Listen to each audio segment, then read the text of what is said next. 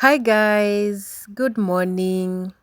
I hope you're all doing fine. I'm also fine here.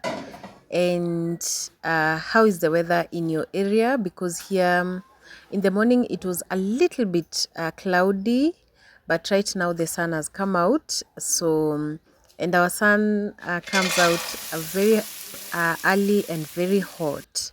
So I want to prepare some breakfast before I head on to the farm to do a little bit of some harvesting, and then so for breakfast today we are taking groundnuts, and I have also put porridge in our outdoor kitchen, so it's still cooking.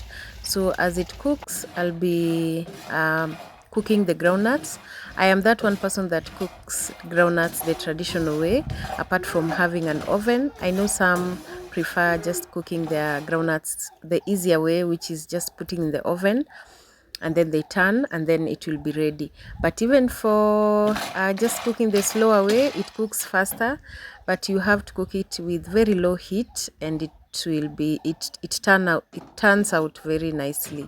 So I'll take breakfast, and then I will later on head on to the farm to do a little bit of vegetable harvesting, so that I can use that to cook for cooking today.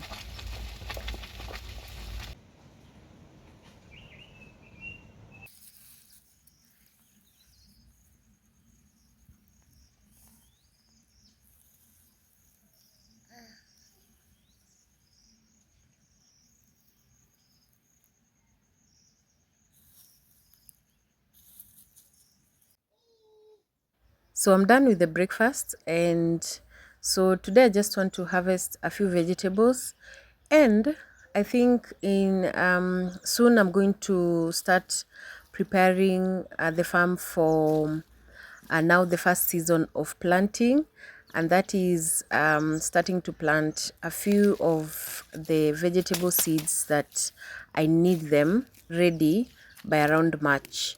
So our red onions did not do so well like the first time, because of the lack of rain when it had started fruiting.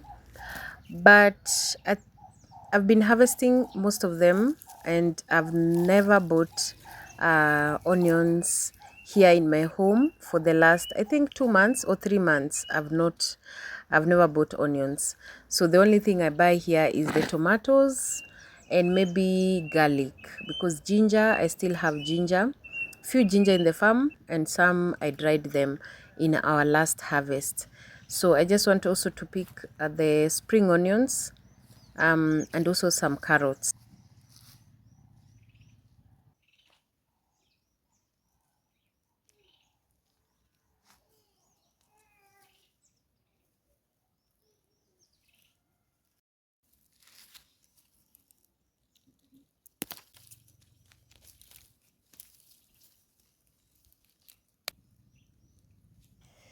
I always avoid bulk harvesting, and if I'm doing bulk harvesting, is a crop or a vegetable that cannot grow any further.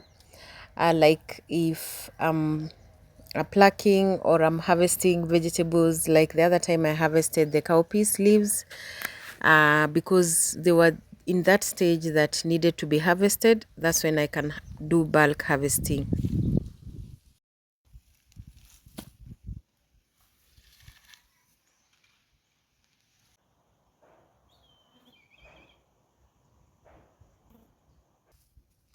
The weather today is just very weird. Right now it's a little bit cloudy, and that is weird for January, because for us to have a nice weather pattern this year, we always believe that it needs to be very sunny and everything to dry up, so that when the rains come back, they come back well. The rain pattern will be well. But if it is cloudy and maybe it starts raining, it means this year the rain pattern will have changed, and it is always very tricky for a farmer, because you'll never know when the rain starts.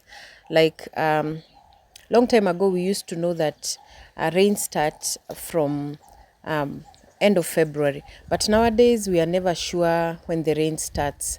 So let me just do harvest some bell peppers.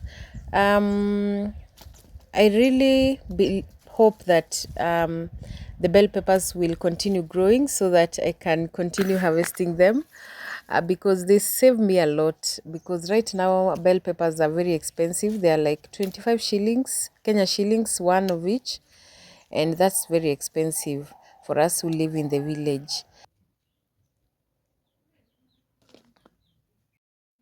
So the birds are also feeding on the chili pepper or the red pepper.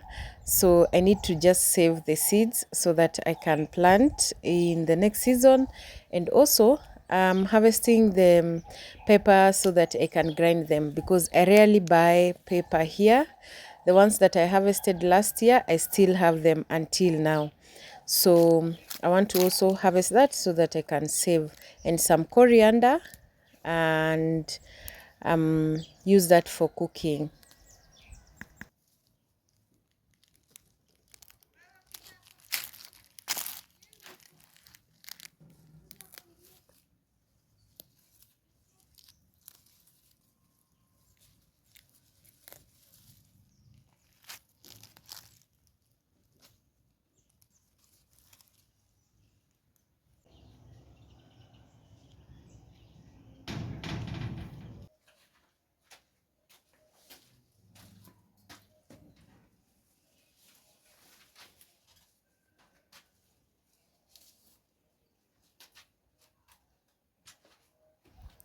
So because today I'm preparing egg curry, let me put some eggs first in the fire. And also I'll be putting rice. I always cook my rice with the pressure cooker. It's easier for me. So I'll be cooking the eggs, and then I'm going to put some vinegar inside. And vinegar, if you do not have vinegar, you can use lemon. So vinegar or lemon helps in preventing the sulfuria from the color to turn. When you cook eggs, you always see that the color of the sulfuria turns to black. So the vinegar and the lemon helps in preventing that.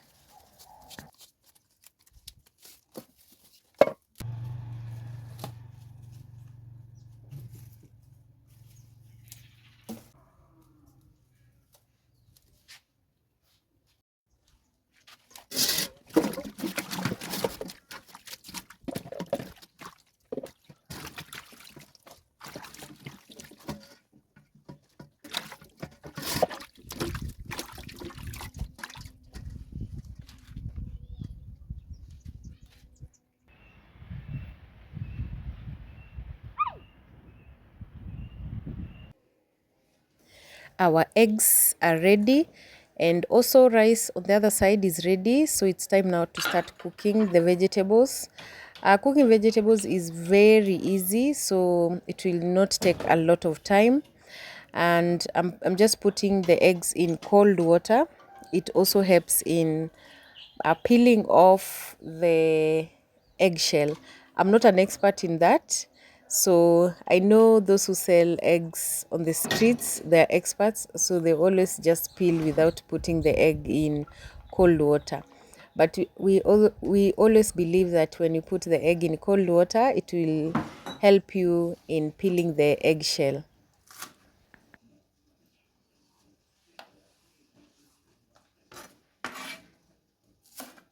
So there's nothing that feels good like just harvesting your own vegetables and saving some money on top of it. So like somebody like me, I always try my best. Some of the vegetables I've tried planting them, and I've been unable, or I've been unsuccessful in harvesting any. So, but the ones that I can manage to plant and harvest, I always try as much as possible to plant them. So I'll be cooking the onions just a little bit. Do not burn them or over brown them. And then if you have garlic, ginger, this is the time you're supposed to put it. And then this is the secret that I learned, cooking hoho or bell pepper with onions together, and they always turn out very nicely. Their taste is always very nice. And if you want to blend your tomatoes, you can blend, or you can just put the tomatoes and then let them cook completely until they are completely soft, so that you can have that tomato puree. But if you can just blend it and have that puree directly, you can do it. And then add all the spices inside. I've added barbecue spice, and then the ginger we harvested the other time and made powder with it. And also I'm going to add some carrots, just to make our puree to be a little bit. And then carrots also add some color in your food, so that's why I love it. And then I'm going to cover it and then let it cook. So let's now break our eggs. I know they are completely done because they took around 12 minutes, I think 12 to 15 minutes. I wasn't sure, but I checked, it was past 10 minutes, and they are done. If you see them peeling off nicely, it means they are cooked inside.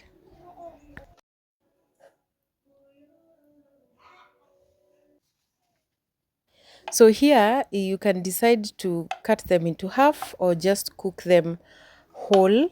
But for me, I want to fry them, so that's the reason I have cut them into half.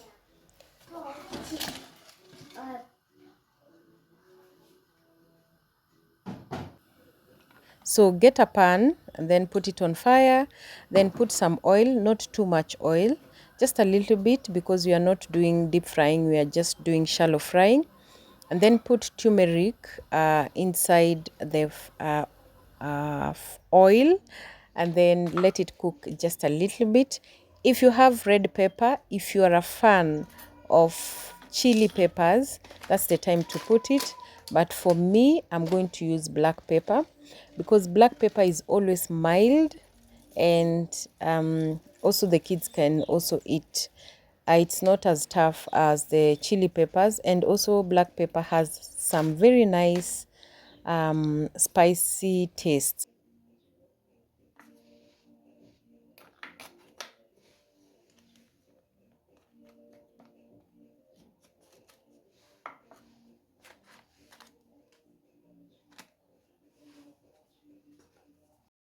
So if you're not a pepper person like me, just put the black pepper and then let your spices cook well, and then now you can add now the boiled eggs, either full or half, if you've cut them into half. And then just fry them both sides, and then you can remove them from fire, so that you can now use them in the tomato puree that we made earlier.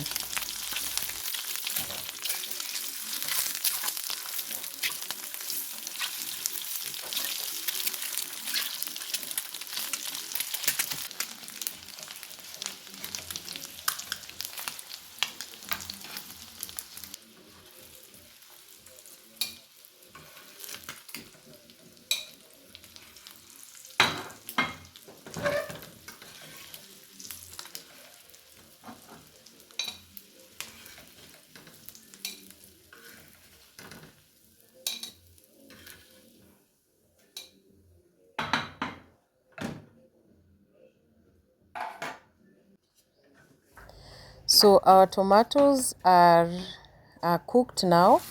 What I want to do is just add some little bit of water. I'm also going to add some mixture of roiko and water, so that it can help in making some soup. And then add your eggs. Let them cook, and you'll have some nice egg curry. Very nice and tasty. It is a very good companion of rice. If you do not have any rice plug, not even plug, if you do not have anything to eat with your rice, just make some egg curry and eat it with your rice, and it is some good protein in there.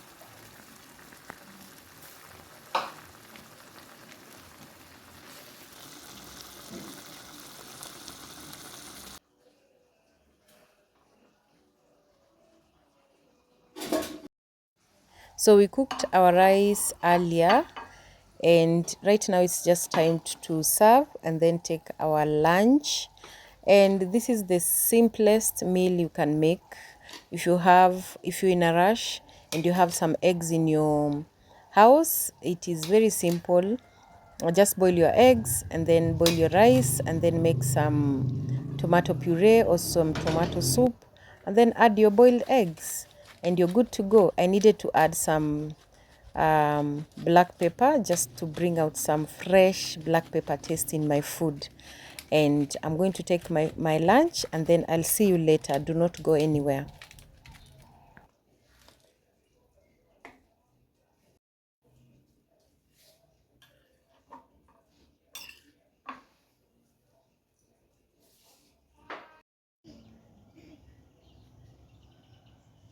So I'm done taking our lunch. It was so tasty and so nice. So if you're one of my subscriber and you've stayed here for some time, you know I make my baby's porridge monthly. So today I just felt like it's been long because I've taken some time before I'm making her some porridge flour, and she has been refusing taking the porridge that I've been cooking because it is just the ones that we buy from the supermarket. So today I just decided, no, let me just make her some so that she can continue with her routine because she's still a small baby.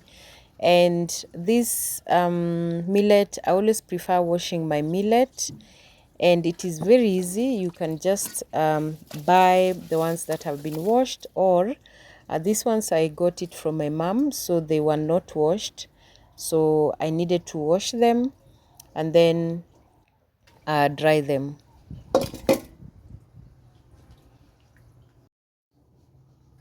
I always use a cloth, a light cloth, so that it will be easier for me to drain some water. Because if you dry it, if you immediately just put it on the sun with all that water, they will soak fast. But if you drain the water, drying it will be easier. So that's what I use. I just improvise what I have, or you can just get a sieve, a big sieve, and then sieve all the water and then dry it immediately.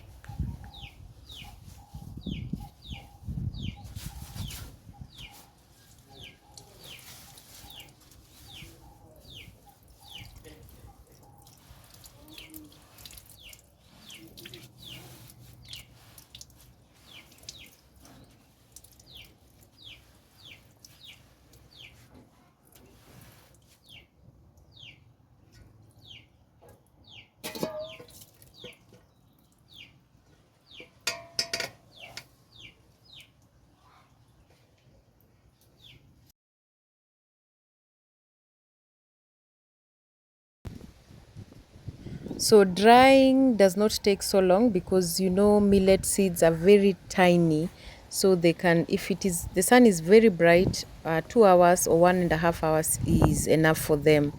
So I'll be drying millet, the sardines, the soya, and also I'll also be drying some, because I also add green grams in my porridge, my baby's porridge, or anyone can also take it. And that's what I've been doing for years, because my firstborn son is 13 years, and I was also just preparing the same porridge for him, and I passed it to my second child and now to my third one. So it is a tradition here. If you want porridge, you'll always get my porridge here. So I'll just dry them, and then that will be it for us today. So the sardines, also make sure you dry them well, because if they are not dried well, the porridge will not turn out or taste very nicely. so make sure you dry them well. And also all these ingredients, I'm going to cook them later before I go to the posho meal. So I will let the ingredients or all the cereals dry. And then that is it for us today. Thank you so much for watching. If you have watched this video till the end, thank you so much. I'm going to pin down a very detailed video on how to make porridge flour. If you're new here and you haven't seen me making it, I have made other videos that I have made porridge flour from scratch, so you can go right there and check it.